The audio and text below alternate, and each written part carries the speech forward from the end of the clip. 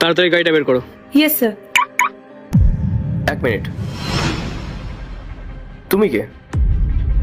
Sir আমার নাম পায়েল, আর আজ আপনার ড্রাইভার আমি। তুমি মানে? আমি তো গোপালকে রাস্তা থেকে বের করে দিইনি।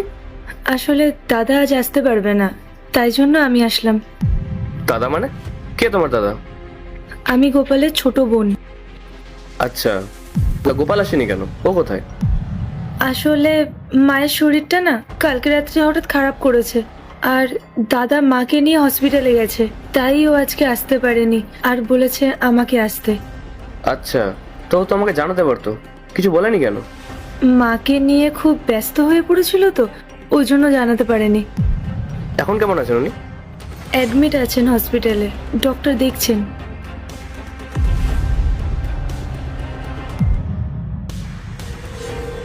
হ্যাঁ স্যার বলুন।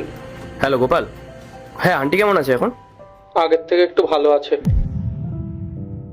আচ্ছা শোনো, যদি কোনো কিছু দরকার হয় কিংবা কোনো প্রবলেম হয় তাহলে আমাকে কিন্তু অবশ্যই জানাবে।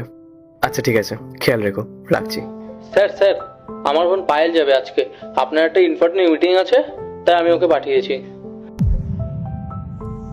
ঠিক আছে, আমি দেখে নেবো, তুমি ওদিকটা দেখো, রাখছি। Thank you sir. স্যার চলুন তাহলে। শোনো, তুমি এক কাজ করো, তুমি বাড়ি চলে যাও, আমি একা চলে যাচ্ছি। না না স্যার, এটা আপনি কি বলছেন? আমি ড্রাইভ করতে পারি, আমিই নিয়ে যাচ্ছি আপনাকে, আপনি কোনো চিন্তা করবেন না, আসুন। আরে তুমি যাও, আমি কোনো টাকা কাটবো না। স্যার আমি টাকার কথা বলছি না, আমি যখন কাজটা পারবো তাহলে আমি কেন করব না, আপনি আসুন। ভেবে দেখো।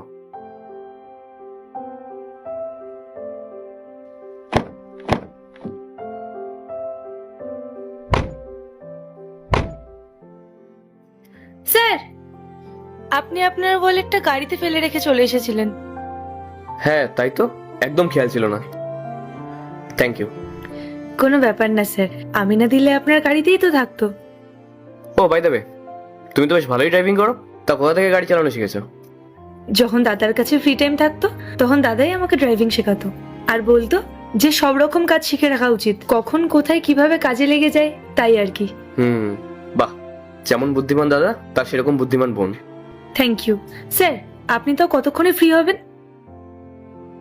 এই ধরো আধ ঘন্টা। আচ্ছা তাহলে আমি গাড়িতেই ওয়েট করছি। তো শোনো, বাইরে এত গরম, তুমি গাড়িতে বসবে? এত দূর যখন চলেই এসেছো, আসো অফিসের ভেতরে গিয়ে বসবে। না স্যার, আমি গাড়িতেই থাকবো, অসুবিধা হবে না। ঠিক আছে, আমি আসছি। ও হ্যাঁ, পার্ট 2 দেখতে সাবস্ক্রাইব করো ভেলকু 78M।